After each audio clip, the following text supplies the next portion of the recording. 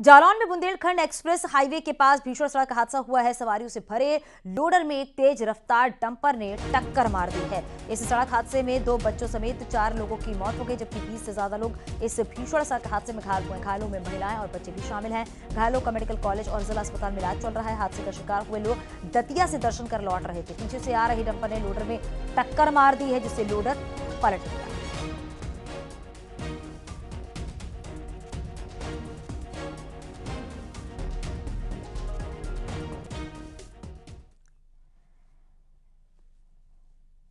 झांसी में पुलिस की लुटेरों से मुठभेड़ हुई है। मुठभेड़ में 2 लुटेरे पुलिस की गोली लगने से गंभीर रूप से घायल हुए हैं। दोनों घायल लुटेरों को मेडिकल कॉलेज में भर्ती कराया गया, जबकि तीसरा लुटेरा मौके से फरार हो गया है। बाइक सवार लुटेरों ने झांसी मऊरानीपुर नेशनल हाईवे पर दिन दहाड़े मिनी ट्रक लूटा था। पुलिस की 3 टीमें लुटेरे की तलाश में जुटी हुई हैं। बउआ सागर थाना पुलिस के साथ लुटेरों की जब मुठभेड़ हुई उस वक्त की तस्वीरें आप देख रहे हैं। हालांकि 2 बदमाश पुलिस की गोली लगने से घायल हुए, जिन्हें अस्पताल में भर्ती कराया गया है, और एक बदमाश मौके से फरार हो गया, जिसकी तलाश की जा रही है। तो झांसी में पुलिस की लुटेरों से मुठभेड़ हुई। टीम को ये सूचना मिली कि जिन अपराधियों ने ये पिकअप लूटी है वो आज इसको बेचने के लिए लक्ष्मणपुरा कट से ये पुरानी मऊरानीपुर रोड से होते हुए इसको एमपी ले जाके बेचने वाले हैं।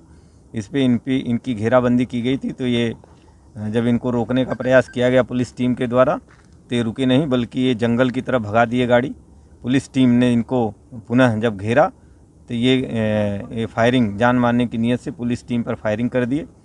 जवाबी फायरिंग में इन दोनों अपराधियों को पैर में गोली लगी। इनको हॉस्पिटलाइज करा दिया गया है।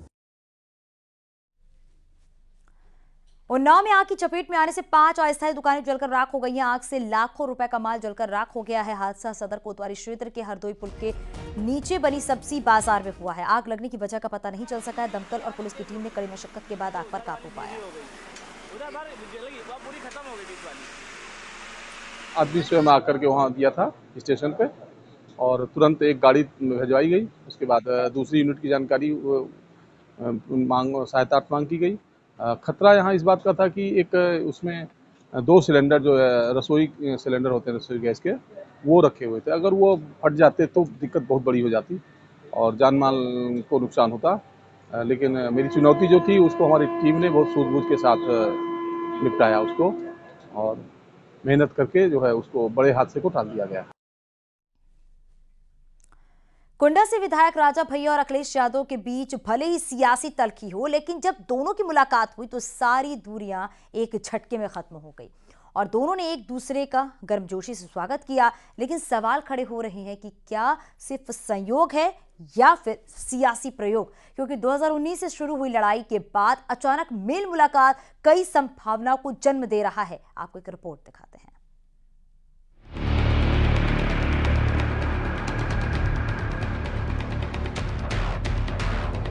क्या राजा भैया और अखिलेश यादव के बीच की दूरी अब कम होने लगी है? क्या 2019 के वक्त जो दीवार खड़ी हुई थी वो अब टूटने लगी है, या फिर ये तस्वीर सिर्फ संयोग भर है जिसका चुनावी प्रयोग से दूर दूर तक कोई वास्ता नहीं? क्योंकि तस्वीर में दावत खाने पहुंचे 2 विरोधी नेता आपस में हाथ मिलाते नजर आ रहे हैं, जो कभी एक दूसरे का नाम लेने से बचते रहे थे। साल 2022 विधानसभा चुनाव के दौरान अखिलेश यादव ने कुंडा से विधायक राजा भैया को पहचानने से इनकार कर दिया था। वहीं राजा और अखिलेश की इस मुलाकात के अब मायने निकाले जा रहे हैं। अखिलेश यादव 2022 के विधानसभा चुनाव में जब प्रतापगढ़ जाते हैं तो कहते हैं कुंडा में कुंडी लगा दी जाएगी। इसके बाद रिश्ते और ज्यादा तल्ख हो गए और राजा भैया ने कहा था कि कोई माई का लाल नहीं है जो कुंडा में कुंडी लगा सके। ऐसे में आगे जब सियासी समीकरण आगे बढ़ते हैं तो ये रिश्ते बहुत ज्यादा तल्खी में तब्दील हो जाते हैं।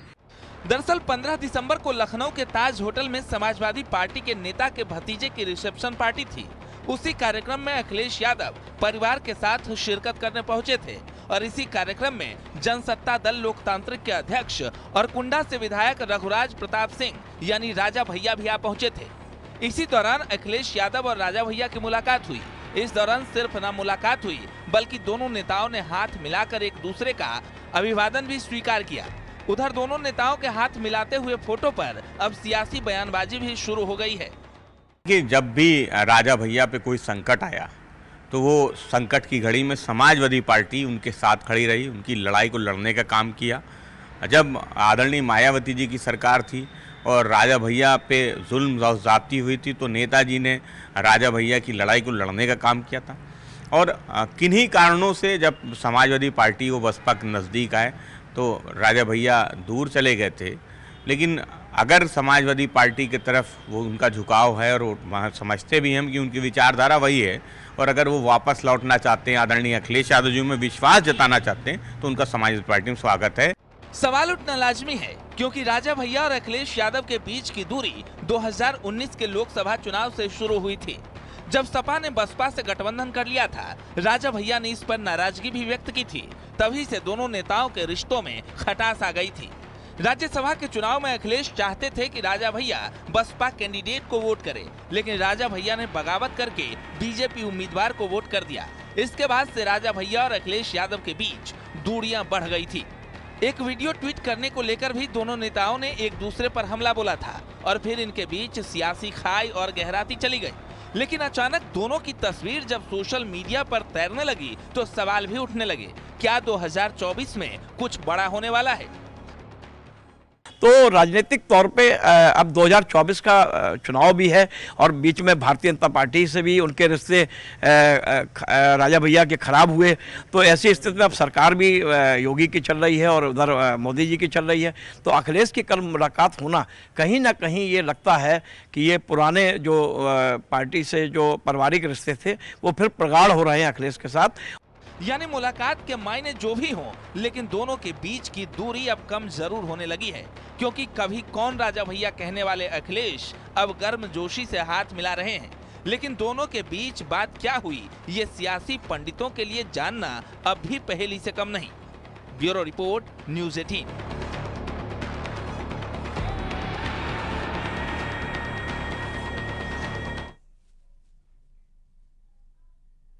अगर आप बर्फ में फिसलने के शौकीन हैं या फिर स्कीइंग में दिलचस्पी रखते हैं तो चले आइए विश्व प्रसिद्ध औली में, जहां स्कीइंग की तैयारियां जोरों पर हैं।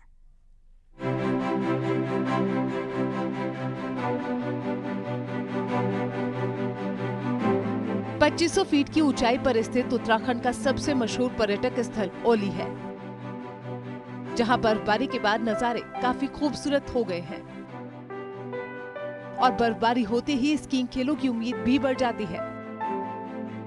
1350 मीटर लंबे स्कीइंग स्लो पर स्की करना हर एक स्कीइंग खिलाड़ी का सपना होता है।